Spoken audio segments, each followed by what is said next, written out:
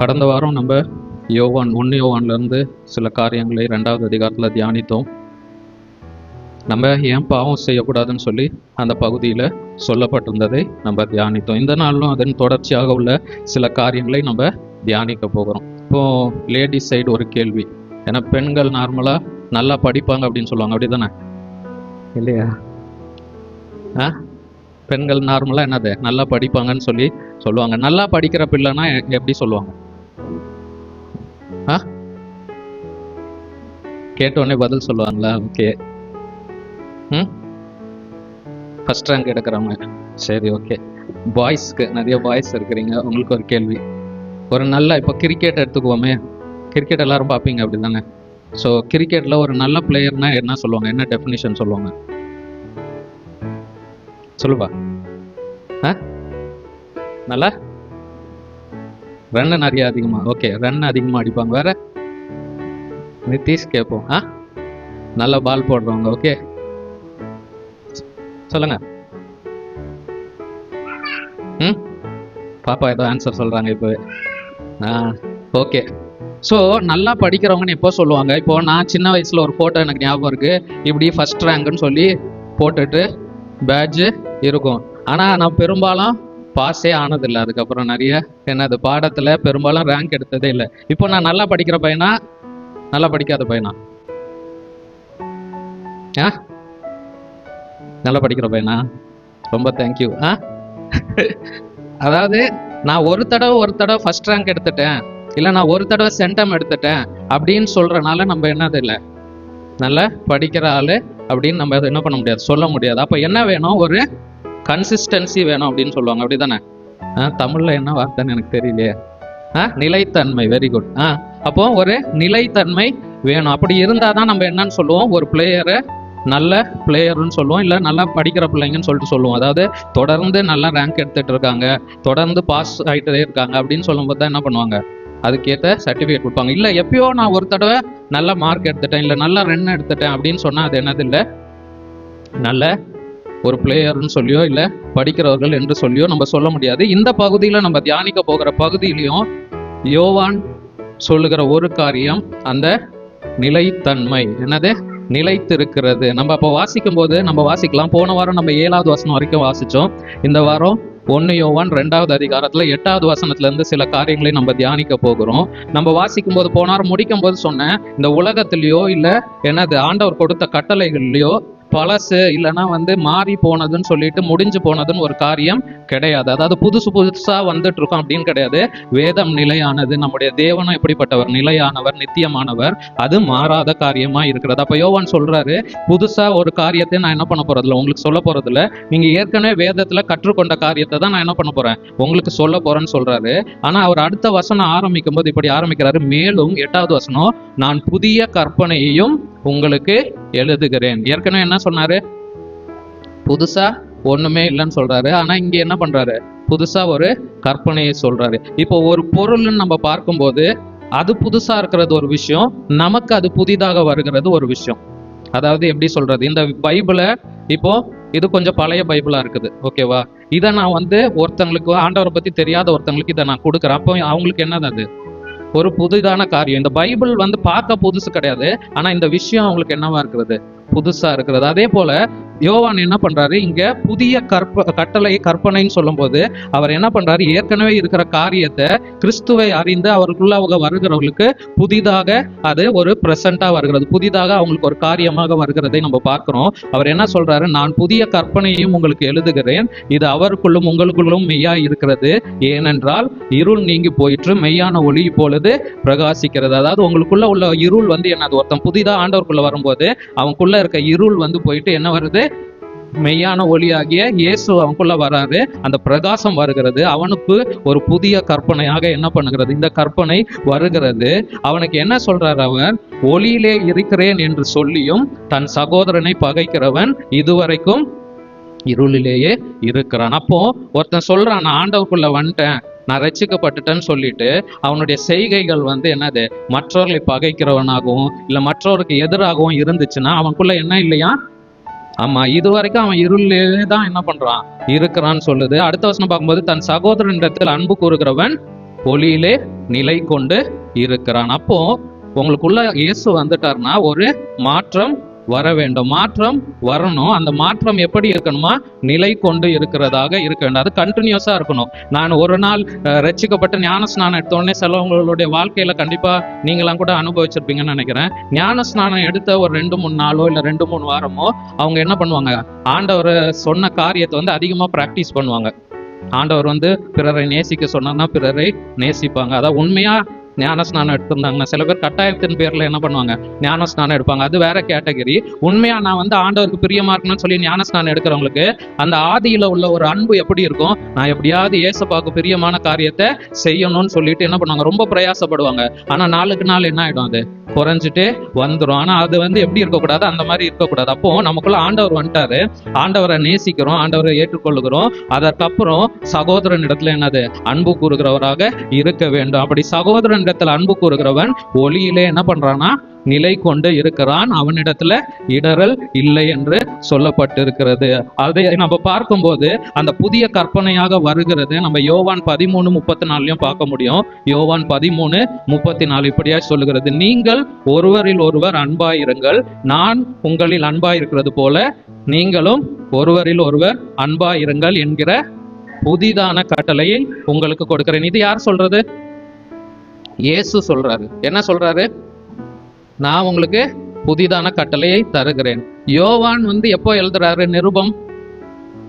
ஏசப்பா போன பிறகு எழுதுறாரு. அவரும் என்ன சொல்றாரு, நம்ம வாசிச்ச அந்த 8வது வசனத்துல 1 யோவான் 2:8 புதிதான கற்பனையை உங்களுக்கு எழுதுகிறேன்னு சொல்லிட்டு என்னது, அன்பா இருக்கிறதை குறித்து எழுதுறாரு.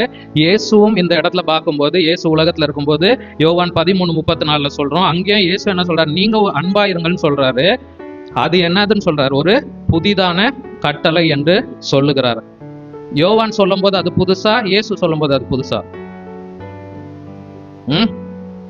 இங்க நம்ம ஆர்டர்ல பார்த்தோம்னா யோவான் சொல்றது லேட்டர் பீரியட்ல வருது, அதுக்கு முன்னாடி இயேசு சொல்லியிருக்காரு.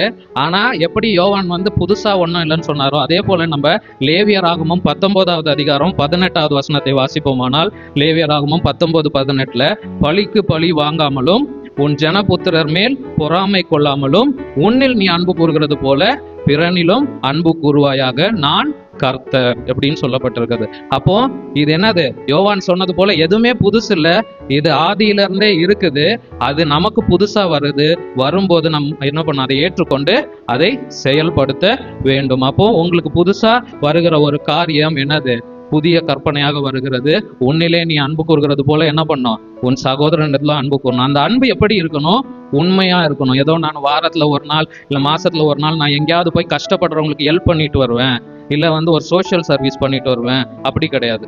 அது வந்து என்னது, உலகத்தார் பண்ணுகிற காரியம். நான் வந்து ஒரு குறிப்பிட்ட காலத்துல போய் எனக்கால முடிஞ்சதை பண்ணுவேன், அப்படி கிடையாது. என் குணம் எப்படி மாற வேண்டும், நான் என்னிடத்துல அன்பா இருப்பது போல பிறனிடத்திலும் அன்பா இருப்பேன். ஏன்னா எல்லாரும் வந்து அன்பு, மற்றவங்க மேல நேசமா இருக்கிறதுன்னு உடனே நடக்கிறது என்ன காரியம், ஏதாவது நம்ம வந்து அவங்களுக்கு உதவி செய்யணும், ஏதாவது மெட்டீரியலா கொடுக்கணும், அது கிடையாது. அதை காட்டிலும் என்னது, அன்புன்னு சொல்றது உள்ளத்தின் ஆழத்துல இருந்து வருகிறது. அது வந்து அந்த குணம் நமக்குள்ளாக வர வேண்டும். அது மூலமா வருகிற செயல், ஒருவேளை நம்ம உதவி செய்கிறதா இருக்கலாம், அவங்களுக்கு ஆண்டவரை குறித்து அறிவிக்கிறதா இருக்கலாம், இல்லைன்னா அவங்க ஒரு ஆபத்துல இருக்கும்போது நம்ம காப்பாற்றுவதாக இருக்கலாம். அது போல வருகிறது ஒரு செயல். ஆனால் குணம் என்ன இருக்க வேண்டும், இயேசுவை போல, அவரை நம்ம நேசிக்கிறது போல என்னது, நாமும் பிறரை நேசிக்கிறவர்களாக நாம் மாற வேண்டும். 2வது காரியம் நம்ம பார்க்கிறோம் அதே பகுதியில, ஒளியை குறித்தும் இருளை குறித்தும் அவங்க சொல்லுகிறதை பார்க்கிறோம். அப்போ ஒளியிலே வந்து இருக்கிற ஒளி எதை குறிக்கிறது, லைட் வந்து இயேசுவை குறிக்கிறது, பரிசுத்தத்தை குறிக்கிறது, அதே போல சத்தியத்தை குறிக்கிறது. இருள் எதை குறிக்கிறது, சாத்தானை குறிக்கிறது, பாவத்தை குறிக்கிறது, உலகம் சார்ந்த காரியத்தை குறிக்கிறதாக இருக்கிறது. அப்போ நம்ம வந்து என்ன சொல்லுகிறோம், இயேசுதான் இந்த உலகத்துக்கு ஒளியாய் வந்தார் என்று நம்ம பார்க்கிறோம். அப்படித்தானே? இதே யோவான் எழுதுற காரியத்துல தான் பார்க்கிறோம். இயேசு என்ன சொல்றார், யோவான் 8:12 நான் உலகத்திற்கு ஒளியாய் இருக்கிறேன் என்று சொல்லுகிறாரு. என்னை பின்பற்றுகிறவன் இருளிலே நடவாமல் ஜீவ ஒளியை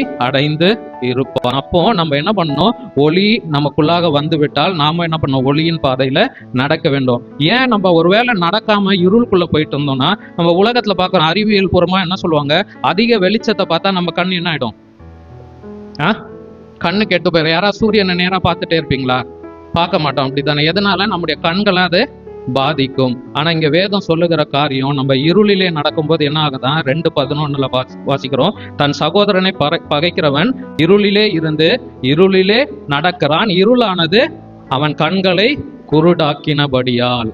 அப்போ உலகத்துல பாக்குற காரியம் அதிக வெளிச்சத்தினால உங்க கண் பாதிக்கப்படும். உங்களுடைய ஆவிக்குரிய வாழ்க்கையில நீங்க அதிக இருட்டுக்குள்ளேயே போயிட்டு இருந்தீங்கன்னா, அதாவது தேவனுக்கு பிரியம் இல்லாத இருளுக்குள்ள காரியங்களுக்கு நம்ம கண் எக்ஸ்போஸ் ஆகிட்டே இருந்துச்சுன்னா என்ன ஆகும், நம்மளும் குருடர்களாக மாறி போய்விடுவோம். குருடர்களாக மாறி விட்டோம்னா என்ன ஆகும், சுத்தி என்ன நடக்குதுன்னு தெரியாது, நம்ம பண்றதுதான் கரெக்ட்னு நம்ம என்ன பண்ணுவோம், பண்ணிட்டே இருப்போம். இல்லைன்னா உதவி இல்லாம நம்மளால எதுவும் செய்ய முடியாத ஒரு இக்கட்டான சூழ்நிலையில நாம் மாட்டிக்கொள்வோம். அப்போ நம்ம வேதத்துல பார்க்கிற காரியம், நம்ம ஒருவேளை இருள் இருக்குது, சில விஷயங்கள் நல்லா இருக்குது, வெளிச்சத்துல இருக்கிறோம், நான் அப்பப்போ இருட்டுல போயிட்டு வந்தோம்னா கொஞ்சம் கொஞ்சமா என்ன ஆயிடும், அந்த இருள் உங்களை குருடர்களாக மாற்றிவிடும். அப்ப நம்ம தேவனுக்கு பிரியமா இருப்போமானால் என்னென்ன சின்ன சின்ன காரியம், இருட்டான காரியம் நம்முடைய வாழ்க்கையில இருக்கோ, ஒருவேளை அந்த இருட்டான காரியம் நம்மளை சுத்தி இருக்கவங்களுக்கு தெரியாம இருக்கலாம், தேவன் பார்த்து கொண்டு இருக்கிறார். நமக்குள்ளாக இருக்கிற பாவ காரியங்கள், விட முடியாத காரியங்கள், இதெல்லாம் என்ன பண்ணும், அந்த ஒளியாகிய கிறிஸ்துவ இடத்துல இயேசுவே என்ன பண்ணுங்க, எனக்கு உதவி செய்யுங்க, நான் இருளே போய் என்ன ஆயிடக்கூடாது, குருடனா ஆயிடக்கூடாது. முதல்ல கொஞ்சம் கொஞ்சமா போவோம், ஒரு கண்ட்ரோல்ல வச்சுக்கலாம்னு நினைப்போம். ஆனா போய் அது என்ன ஆகும், மொத்தமா நம்ம இருட்டுக்குள்ள போயிடுவோம், கண்கள் குருடாக்கப்பட்ட சூழ்நிலையில நம்ம போயிடுவோம். சிம்சோனுடைய காரியத்துல பாக்குறோம், ஆண்டவருக்கு பிரியமில்லாம போய் அவருக்கு அந்த என்னது சரீரபூர்வமாவே நம்ம பார்க்கிறோம், அவருடைய கண்கள் பிடுங்கப்பட்ட சூழ்நிலையில போய் நிக்கிறத பார்க்கிறோம். நம்முடைய ஆவிக்குரிய வாழ்க்கையிலும் நம்ம ஆண்டவருக்கு பிரியமில்லாத காரியத்தை ஏதோ உலகத்திலயும் செய்யறாங்க, என் ஃப்ரெண்ட்ஸும் செய்யறாங்க, இல்ல இது சாதாரண விஷயம்னு சொல்லிட்டு நான் அவங்கள மாதிரி இல்லை, ஆனா கொஞ்சமா அப்பப்போ செஞ்சுக்குவேன் அப்படின்னு நினைச்சோம்னாலும் அது என்ன ஆயிடும், உங்களை இருளுக்குள்ளாக கொண்டு போய்விடும், உங்க கண்கள் குருடாக்கப்பட்டு போகும். அப்ப நம்ம அந்த காரியத்துல ரொம்ப என்ன பண்ணணும், ஜாக்கிரதையாக இருக்க வேண்டும். அந்த காரியத்துல இருந்து வெளியில வருகிறதுக்கு நாம் நம்முடைய சுயமுயற்சி போதாது, ஆனா ஆண்டவரிடத்துல ஒப்பு கொடுத்து, அப்பா நான் என்ன பண்ணணும், இந்த காரியத்தை விட்டு வெளியில வரணும்னு சொல்லிட்டு அவரிடத்துல உதவி கேட்க வேண்டும். ரெண்டாவது காரியம், இது நம்ம என்னது இருள்ல இருந்து விலகி வருகிற காரியம். இன்னொரு காரியம் நம்ம பார்க்கிறது என்ன பண்ணோம்னா, ஆவிக்குரிய வாழ்க்கை உள்ள வந்துட்ட பிறகு நம்ம வளருகிறவர்களாக இருக்க வேண்டும். அந்த காரியத்தையும் யோவான் சொல்லுகிறதை பார்க்கிறோம். ஏன்னா நம்ம வளராமலே இருந்தோம்னா, நம்ம ரொம்ப சிம்பிளா ஒரு எக்ஸாம்பிள் எடுத்துக்கணும்னா, ஒரு குழந்தை பிறந்துச்சுன்னா எல்லாரும் கேட்கிற கேள்வி, மாசம் ஆச்சு, 2 மாசம் ஆச்சு, 3 மாசம் ஆச்சு, வருஷம் ஆச்சுன்னா எனக்கு அதெல்லாம் ஞாபகம் இல்லை. ஆனா கேட்பாங்க, என்ன கேட்பாங்க, ஒரு குறிப்பிட்ட வயசு வந்துச்சுன்னா என்ன பண்ணுவாங்க, பேசுதா, அப்பான்னு கூப்பிடுதா, அம்மான்னு கூப்பிடுதான்னு கேட்பாங்க. அடுத்து என்ன கேட்பாங்க, எழுந்து நடக்குதா, தவழுதா, கழுத்து நிக்குதா, இப்படி என்ன பண்ணுவாங்க, கேள்வி கேட்டுட்டே இருப்பாங்க. புதுசா கேள்வி எல்லாம் கேட்பாங்க, நீங்க யோசிச்சு கூட பார்த்துருக்க மாட்டீங்க, அந்த மாதிரிலாம் கேள்வி கேட்பாங்க. அப்போ ஒரு என்ன எதிர்பார்ப்பு இருக்குது, ஒரு குழந்தை என்றால் பிறந்தால் அதுல இருந்து நாளுக்கு நாள் என்ன ஆகணும், வளர்ச்சி இருந்து கொண்டே இருக்க வேண்டும். அப்போ ஆவிக்குரிய வாழ்க்கையில நம்ம இங்க பாக்குறோம், யோவான் அந்த 2வது அதிகாரம் 1 யோவான் 2:12 பார்க்கிறோம், பிள்ளைகளை அவருடைய நாமத்தின் நிமித்தம் உங்கள் பாவங்கள் மன்னிக்கப்பட்டு இருக்கிறதினால் உங்களுக்கு எழுதுகிறேன்னு சொல்றாரு. ஸோ பிள்ளைகள்னு சொல்றது, அதாவது இங்கிலீஷ் பைபிள்ல பார்த்தீங்கன்னா லிட்டில் சில்ட்ரன்ற மாதிரி இருக்கும், அதாவது என்னன்னா சிறு பிள்ளைகளை குறிக்கிறது. அப்ப ஆவிக்குரிய வாழ்க்கையில நீங்க எடுக்கணும். மாறாக நம்ம எப்படி இருக்க வேண்டும், பிதாக்களை போலவும் வாலிபர்கள், அதாவது நம்ம இங்க பார்க்கும்போது 2 விஷயம் சொல்லப்பட்டிருக்கிறது. அடுத்த வசனத்துல பார்க்கிறோம், பிதாக்களே ஆதி முதல் இருக்கிறவரை நீங்கள் அறிந்திருக்கிறதினால் உங்களுக்கு எழுதுகிறேன் என்று சொல்லப்பட்டிருக்கிறது. அதே போல வாலிபர்கள் பார்க்கும்போது ஜெயித்ததினால் உங்களுக்கு எழுதுகிறேன் என்று சொல்லப்பட்டிருக்கிறது. அதாவது முதல்ல அவர் ஏற்றுக்கொண்டு பாவ மன்னிப்பு நிச்சயத்தை பெற்றுக்கொண்டு நம்ம ஆண்டவருக்குள்ளாக வருகிறோம். அடுத்த ஸ்டெப் என்ன பண்ணணும், அப்படியே வளர்ச்சி இருக்க வேண்டும். எப்படி நம்ம மாற வேண்டும், பிதாக்களை போல வாலிபர்களை போல. வாலிபர்கள் எதற்கு நேராக ஒப்பிடப்பட்டிருக்கிறது, அவர்களுடைய செயல்கள் எப்படி இருக்குமா, அவர்கள் ஜெயிக்கிறவர்களாக இருப்பார்கள். அடுத்த வசனம் 14வது வசனத்துல பார்க்கும்போது அவர்கள் பலவான்களாய் இருப்பார்கள். அதே போல அவங்க என்ன பண்ணுவாங்களாம், தேவ வசனம் உங்களில் நிலைத்து இருக்கும். அப்போ முதல்ல நம்ம பார்க்கிறோம், அன்புல நிலைத்து இருக்கிறவர்களா இருக்கிற ஒரு சுபாவத்தை குறித்து சொல்லப்பட்டிருக்கிறது.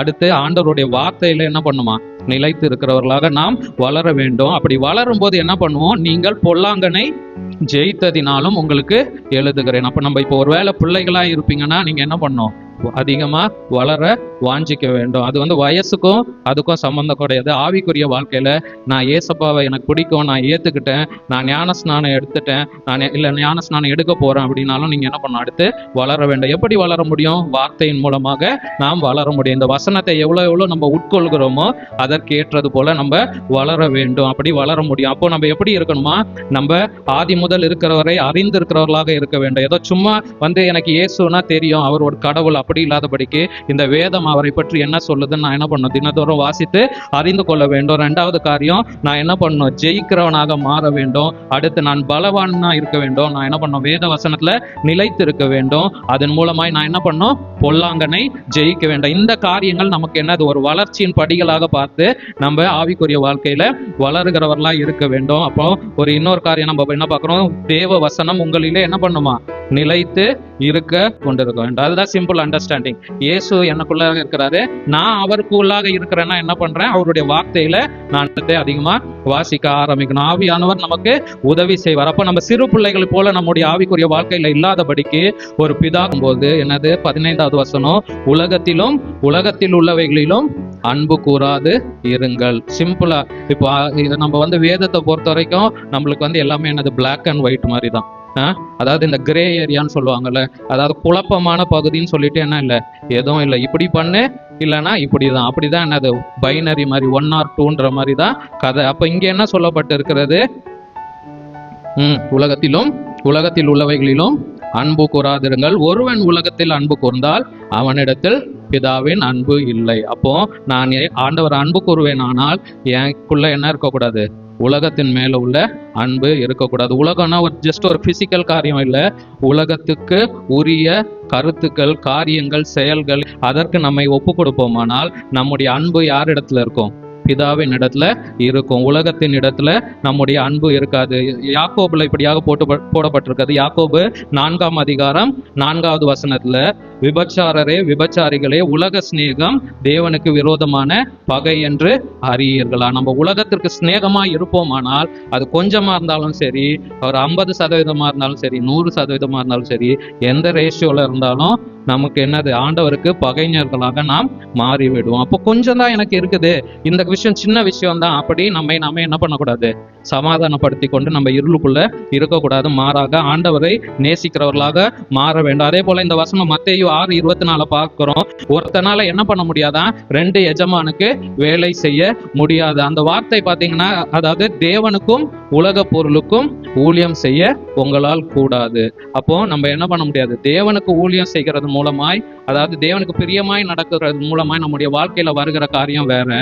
ஆனா நான் உலகத்துக்கு நேரா போயிட்டு அதுதான் ஆண்டவர் தர ஆசீர்வாதம் நினைத்து ஓடிக்கொண்டிருப்பேனால் நான் யாரோட பகைஞரா இருப்பேன், ஆண்டவருக்கு பகைஞராக நான் மாறி விடுவேன். மாறாக நான் என்ன பண்ண வேண்டும், அந்த காரியத்தை விட்டு விலக வேண்டும். அதெல்லாம் எப்படிப்பட்ட காரியம் நம்ம பார்க்கும்போது எப்படி அது வருது, எப்படிப்பட்ட காரியம் பார்க்கும்போது அடுத்த வசனத்துல பார்க்கிறோம், 16வது வசனத்துல, ஏனெனில் மாம்சத்தின் இச்சையும் கண்களின் இச்சையும் ஜீவனத்தின் பெருமையுமாகிய உலகத்தில் உள்ளவைகள் எல்லாம் யார்னால உண்டாகப்படவில்லை, பிதாவினால் உண்டானவைகள் அல்ல, அவைகள் உலகத்தினால உண்டானவைகள். அப்போ ஒரு விஷயம் நான் ஆண்டவருக்கு பிரியமா என்னுடைய செயல் ஒவ்வொன்றும் அப்படி நான் யோசித்து பண்ணுவேனானால் அது தேவனுக்கு பிரியமா இருக்கும். மாறாக எனக்கு பார்த்த உடனே இந்த விஷயம் பிடிச்சிருக்கு, இது ரொம்ப நல்லா இருக்குது, இதை நான் வைத்து என்ன பண்ணணும், என்ன ஒரு வித்தியாசம் உள்ளவனா இல்லை என்ன ஒரு மதிக்கத்தக்கவனா காட்டிக்கணும், அப்படி நாம் நினைப்போமானால் அது நன்றாக இருக்காது. அதை நம்ம எங்க கொண்டு போவோம், பாவத்துக்கு நேராக கொண்டு போவோம். நம்ம ஒரு எக்ஸாம்பிள் பார்க்குறோம்.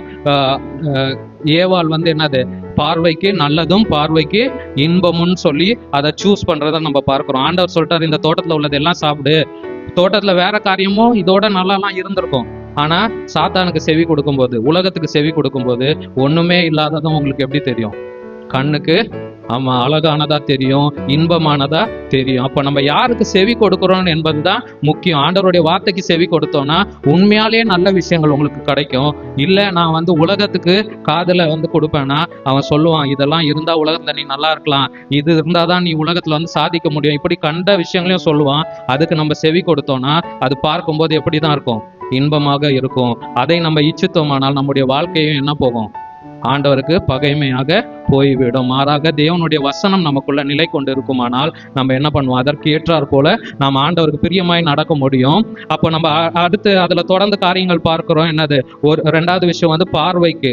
எல்லாமே மனுஷனுக்கு ஈஸியா பாவம் போறது எது வழியா போகுது, ஃபர்ஸ்ட் ஸ்டெப்பு கண்ணு தான். அப்போ நம்ம அந்த விஷயத்துல எப்பவுமே என்ன பண்ணணும், ரொம்ப கவனமா இருக்கணும். நம்முடைய கண்கள் எதை பார்க்கிறது? நம்முடைய கண்கள் எப்பவுமே ஆண்டவரை நோக்கி பார்க்குவோமானால் அந்த இருளான காரியங்கள் என்ன பண்ணாது, நம்மை மேற்கொள்ளாது. அப்போ நம்ம என்ன பண்ணணும், எப்பவுமே நம்முடைய கண்களை யாருக்கு நேராக வைக்கணும், ஆண்டவருக்கு நேராக வைக்க வேண்டிய சிம்பிள் காரியம் தான். அதாவது நான் சென்டர்லயே நிற்பேன், அங்க விழுந்துட மாட்டேன்னு நினைப்போம்னா கண்டிப்பா ஒரு நாள் என்ன பண்ணிடுவோம், விழுந்துருவோம். மாறாக இதை நோக்கி, ஆண்டவரை நோக்கி என் பையனும் இருக்கும்னு சொல்லிட்டு போய்கொண்டே இருப்பீங்கன்னா நீங்க உலாம என்ன பண்ணலாம், ஆண்டவரை பற்றி கொண்டு நீங்க அவருக்கு நேராக, அவருக்கு பிரியமாய் வாழ முடியும். அப்போ நம்முடைய மாம்சத்துக்கு உரிய காரியங்கள், மாம்சத்துக்குரிய இச்சை, கண்களின் இச்சை, ஜீவனத்தின் பெருமை. நான் செய்கிற ஒரு காரியம் தேவனுக்கு பிரியமா என்பதை பார்க்க வேண்டும். நான் செய்வதனால என்ன ஒரு பெரிய மனிதனா காட்டிக்கொள்ளலாம், இல்ல மனசுக்குள்ள ஒரு பெருமை வருதுன்னா அது ரொம்ப ஆபத்தான காரியம். அப்ப நம்ம என்ன செய்யணும், நம்ம கொடுக்கும். ஆனா நம்ம வேதத்தை பார்த்து ஆண்டவர் என்ன சொல்றான்னு பார்த்து அந்த காரியத்தை விட்டு நம்ம என்ன பண்ணோம், வெளியில வர வேண்டும். ஆண்டவருக்கு செவி கொடுக்கிறவர்களாக நாம் மாற வேண்டும். அப்படி நாம் மாறுவோமானால் நம்ம கடைசியான காரியம் என்னது, நிலை கொண்டு இருக்கிற வேண்டிய காரியம் என்னது, உலகமும் 17வது வசனத்துல வாசிக்கலாம், உலகமும் அது நிச்சயம் ஒளிந்து போகும், தேவனுடைய சித்தத்தின்படி செய்கிறவனோ என்றென்றைக்கும் நிலைத்திருப்பான். சிம்பிளான விஷயம் அதுதான். என்னது, முதல் காரியம் நம்ம பார்க்கிறோம், ஒளியில என்ன பண்ணோம், நிலைத்து இருக்க வேண்டும். அதாவது நம்ம இருள் பக்கம் போயிட்டு வருவேன் அந்த மாதிரி இருக்கக்கூடாது. ஒளியிலே எப்படி இருக்கணும், நிலைத்து இருக்க வேண்டும். முதல்ல சொன்ன மாதிரி தான், நான் ஆண்டவருடைய பிள்ளைன்னு சொல்லுவேன், நான் அந்த டெஃபினிஷன் படி நான் ஆண்டவருக்குள்ளதான் நிலைத்து இருக்கணும். இல்ல நான் ஒரு நாள் ரொம்ப பரிசுத்தமா வாழ்ந்துட்டேன், அடுத்த நாள் நான் வேற மாதிரி இருப்பேன்னு சொன்னா என்னது, நம்ம உலகத்துல நீங்க சொன்ன டெஃபினிஷன் மாதிரி தான். அவங்க நல்லா படிக்கிறவங்க இல்ல ஒரு நல்ல பிளேயர்னு சொல்லி நம்ம என்ன பண்ண முடியாது, அக்செப்ட் பண்ண முடியாது. அதே போல நம்ம ஆண்டவருக்குள்ளாக அந்த ஒளியில நிலைத்திராவிட்டால் நம்ம இருளுக்குள்ளவர்களாக மாறி போய்விடுவோம். இரண்டாவது காரியம் நம்ம பார்த்தது, அப்படி நம்ம ஆண்டவருக்குள்ளாக நிலைத்திருக்க வேண்டும் என்றால் அவருடைய வார்த்தையில, தேவ வசனத்துல என்ன பண்ணணும், நிலைத்து இருக்கணும். வாலிபர்கள் வாலிப வயதிலே என்ன பண்ணுவான், அவருடைய வார்த்தையில நிலைத்து இருக்கிறவர்களாக நாம் மாற வேண்டும். அப்படி இருப்போமானால் நம்ம வாசிக்கிறோம்ல சங்கீதத்திலையும், எப்படி நம்ம பரிசுத்தப்படுத்தி காத்து கொள்ள முடியும், அவருடைய வசனத்தின்படி நடந்தாதான் நம்ம என்ன பண்ண முடியும், நம்மை காத்து கொள்ள முடியும். மூன்றாவது காரியம் எதுல நிலைத்து இருக்கணும்னு பார்க்கிறோம், தேவனுடைய சித்தத்தின்படி செய்கிறவனே என்ன பண்ணுவான், என்றென்றைக்கும் நிலைத்து இருப்பான். அப்ப நம்ம அவருக்குள்ளேயே நிலைத்து இருக்கணும். அவருக்கு பிரியமாவே நான் கடைசி வரைக்கும் நடக்கணும்னா நான் என்ன செய்ய வேண்டும், தேவ சித்தத்தை செய்கிறவனாக மாற வேண்டும். தேவ சித்தத்தை எப்படி செய்ய முடியும், அவருடைய சித்தம் முதல்ல என்னன்னு எனக்கு தெரியணும். அப்ப பொதுவாக உள்ள சித்தம் எல்லாமே நமக்கு வேதத்துல சொல்லப்பட்டிருக்கிறது. அதை நம்ம செவி கொடுத்து வாழ ஆரம்பித்தாலே ஆண்டவர் உங்களுக்குரிய ஒரு தனிப்பட்ட வாழ்க்கையில ஏதாவது சித்தம் ஆண்டவர் வைத்திருப்பார், அதை உங்களுக்கு என்ன பண்ணுவாரு, சொல்லி அதன் பாதையில நடத்துவார். அப்போ முதல் காரியம் நம்ம பார்க்கிற காரியம் இந்த பகுதியில தியானித்ததுல, ஒளியில என்ன பண்ணுவான், நிலை கொண்டு இருக்க வேண்டும். ரெண்டாவது காரியம் தேவ வசனத்துல என்ன பண்ணுமா, நிலைத்து இருக்கிறவர்களா இருக்க வேண்டும். மூன்றாவது காரியம் நம்ம எப்படி நிலைத்திருக்க முடியும், யார் நிலைத்திருக்க கூடும்னு பார்க்குமானால் தேவனுடைய சித்தத்தின்படி செய்கிறவனே என்ன பண்ணுவான், நிலைத்திருப்பான். அப்போ என்னுடைய எண்ணம் எல்லாம் உலகத்தை சார்ந்ததாக இல்லாதபடிக்கு நான் தேவனுடைய சித்தத்தை செய்கிறவனாக இருக்க வேண்டும் என்கிற வாஞ்சை நம்மளுக்குள்ளாக வரணும். எதனால, உலகத்தின் காரியங்கள் அனித்தியமானவைகள், தேவனுக்கு அடுத்த காரியங்கள் நித்தியமானவைகள். நம்ம எதற்காக வாழ அழைக்கப்பட்டிருக்கிறோம், நித்திய வாழ்க்கை வாழ அழைக்கப்பட்டிருக்கிறோம். அப்போ இந்த அனித்தியமான காரியங்கள்னால நம்ம என்ன பண்ணக்கூடாது, நம்மை தீட்டுப்படுத்தி கொள்ள கூடாது. மாறாக தேவனை பற்றி கொள்ளுகிறவர்களாக இருக்க வேண்டும்.